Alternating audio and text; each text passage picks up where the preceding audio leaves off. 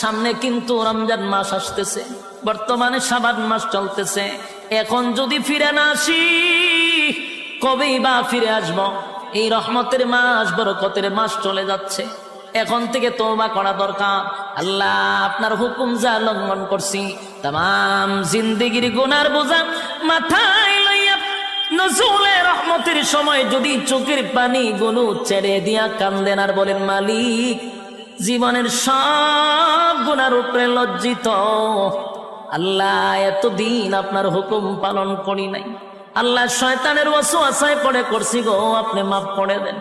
চোখের পানিগুলো ছেড়ে দিয়া যদি আল্লাহর দরবারে আপনি দরখাস্ত করেন, আমার আল্লাহ বলেন, বান্দারে, যৌবনকালে যদি একবার ডাক দেস, আমি 70 বার বান্দা তোর ডাকে জবাব দিই।